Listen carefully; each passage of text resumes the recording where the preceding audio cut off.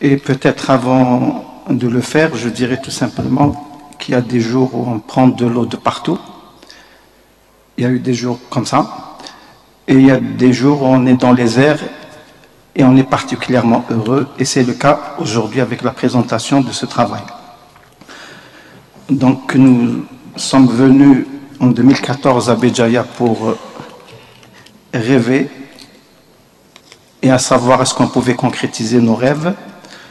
Eh bien aujourd'hui, je dirais qu'il y a eu 3 choses quand même qui peuvent nous dire qu'on est sur la bonne voie.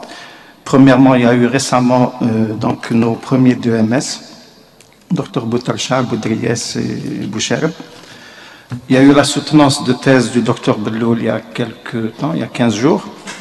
Et puis aujourd'hui, Dr Wael nous permet de concrétiser nos rêves. Donc je suis particulièrement satisfait.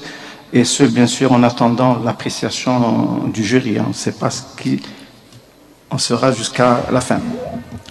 Donc pour répondre à ces questions et globalement, les questions, les remarques d'abord étaient pertinentes. Effectivement, à la relecture du document, nous avons trouvé quelques anomalies qu'on doit corriger avant de remettre au département et à la faculté, bien sûr.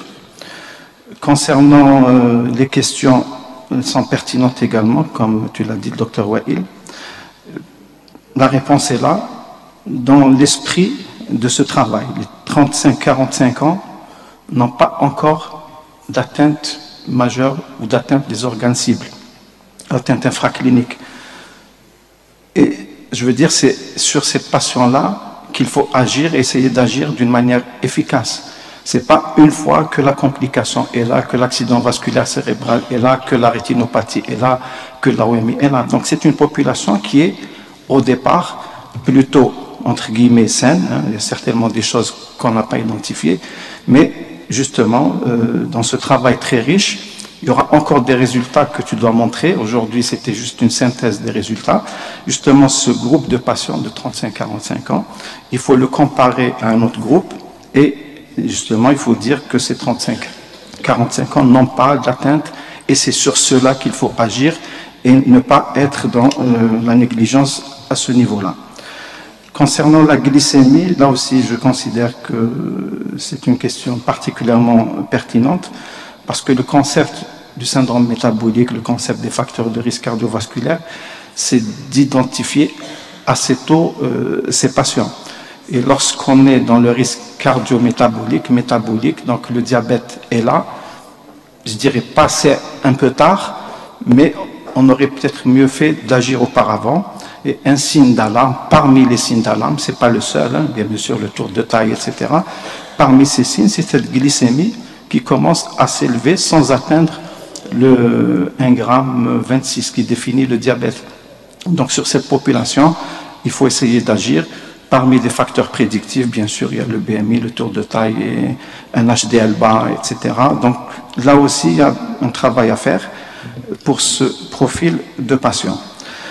Concernant l'AOMI, personnellement, j'étais particulièrement, je ne sais pas ce qu'il faut dire, déçu, non, parce qu'heureusement qu'il n'y a pas cette atteinte, mais effectivement, on a le droit de se poser la question sur la pertinence, je ne sais pas ce que ça vous donnera plus tard, sur la pertinence de l'IPS dans le dépistage de l'AOMI. Beaucoup de travaux ont été faits par nos collègues d'Alger, entre autres, et d'ailleurs. Ils ont montré beaucoup plus de résultats par rapport à ça. Effectivement, bon, c'est une question qu'on se pose et on essaiera d'y répondre sur ces données de l'AOMI qu'on considère un peu bas par rapport à d'autres. Peut-être, comme tu l'as dit, c'est le type de population uniquement. Pour les patients non traités, c'est décrit partout dans la littérature nationale et internationale.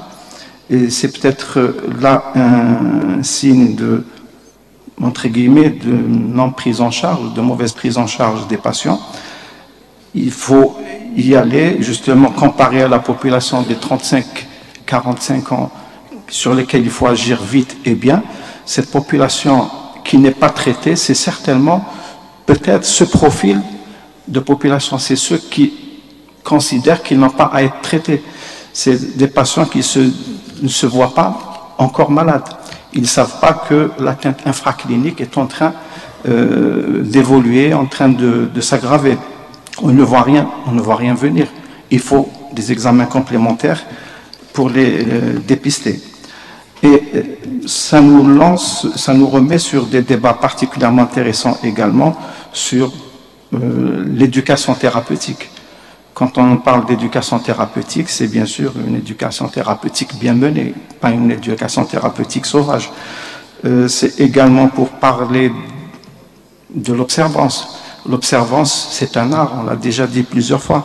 C'est pas juste poser la question au malade, est-ce que vous prenez ou vous prenez pas votre traitement? Il y a des signes directs, il y a des questions à poser.